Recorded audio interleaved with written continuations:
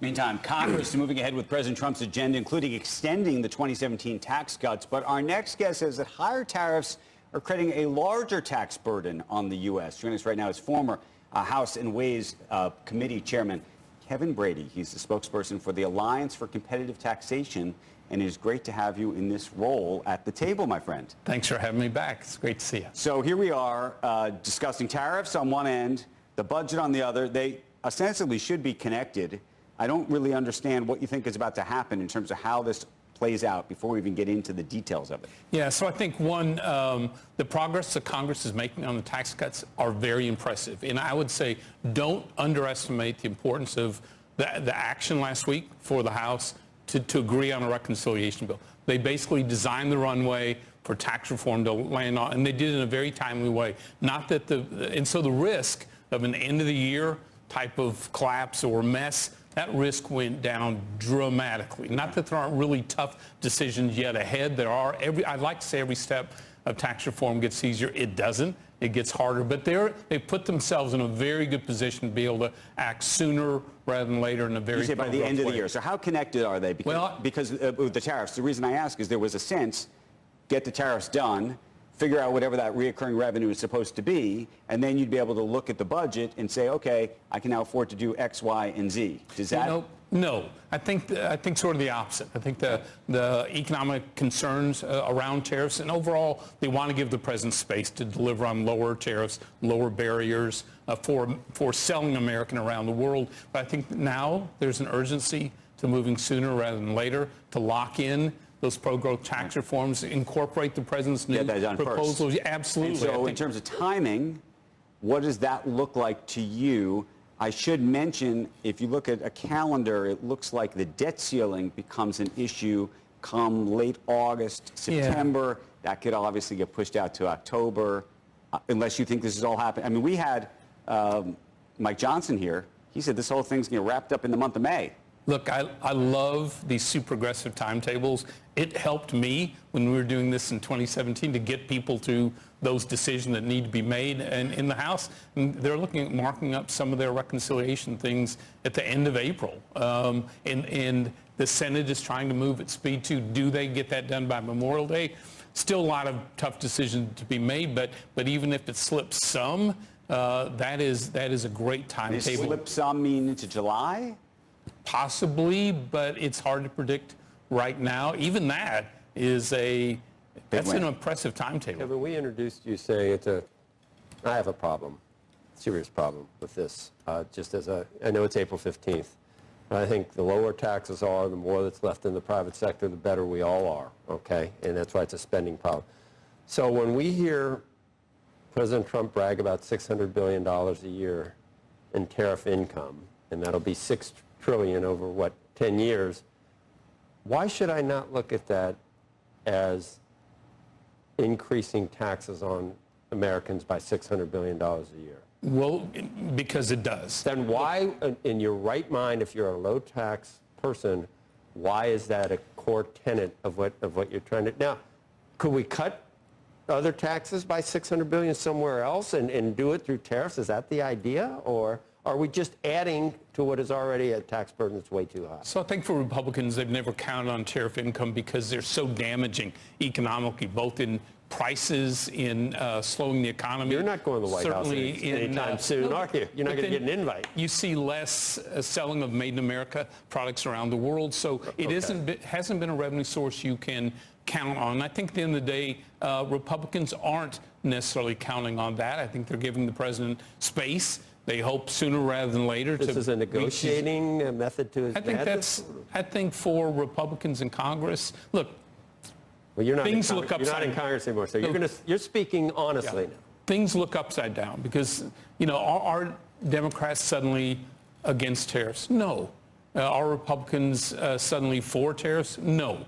At all. But they love President Trump. They're giving him this space to negotiate. They know sort of the clock's ticking both economically and politically on these negotiations. They're very hopeful, he can land that plane sooner rather than later. But no, I don't see a realignment of Republicans' trade policy. Frankly, that economic freedom to trade, to buy and sell and compete around the world, it built America.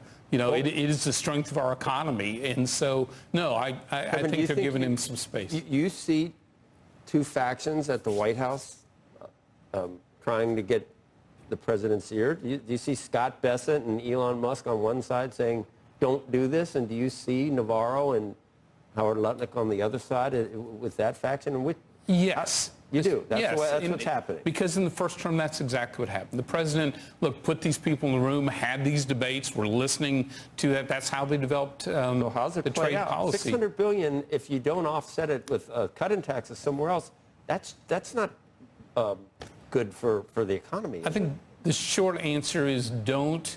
At the end of the day, we should not be adopting the worst trade practices of the world, whether you're in a communist country, a socialist country, or a slow growth country. Why would we adopt that? And then, in the day, lower tariffs, lower barriers, and the freedom to buy and sell and compete.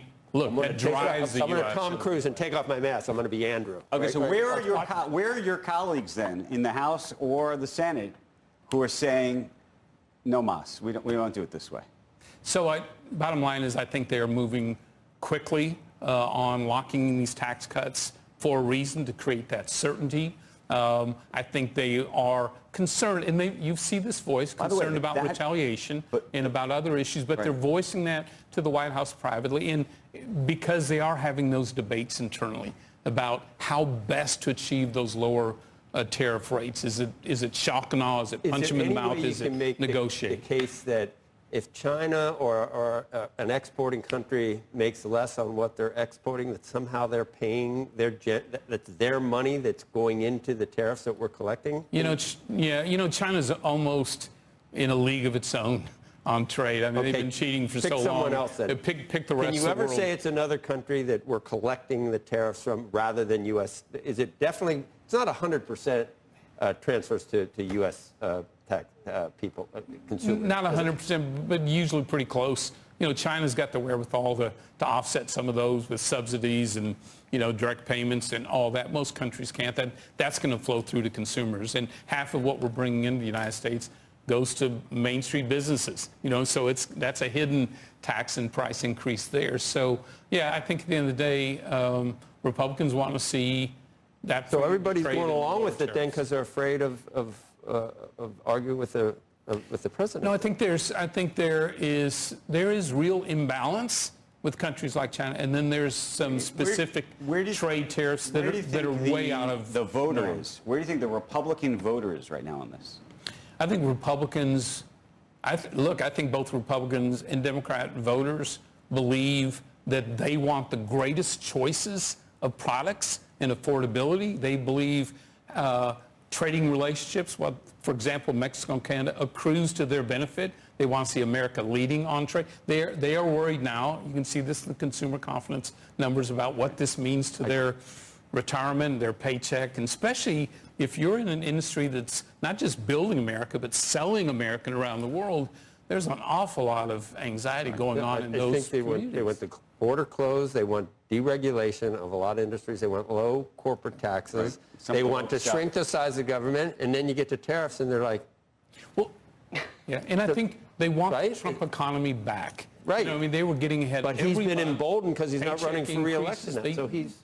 They want to see that back, and I think they want to see it sooner rather than later. I think they're giving him space on this, but again, landing those negotiations quicker, and meaningfully, and cutting off China. Yeah. I mean, they're having a field day here, trying to lock in alliances that we don't want them to lock into. So, yeah, I think there's a recognition that the president has earned the right to get some space here, but they want to see some results. Right. And 2 years from now, you don't foresee a huge tariff regime that the United States has around the world. I sure hope not, because again, locking in bad tariff policy that has been slow growth around the world doesn't fit America. All right. Bottom line. Okay. Kevin Brady, you pay your taxes today? I am paying taxes today. So, yeah. No extension? Well, I didn't say that, because you got to pay your taxes. You got to pay your taxes. Extension now. Even if you get an extension, no, I know. I did. I know. You got to be within 10%. I watched it flutter away out of my bank. By the way, Americans are paying collectively record levels of Yeah, we're taxes. playing But we're chasing the fastest animal on the planet, government spending.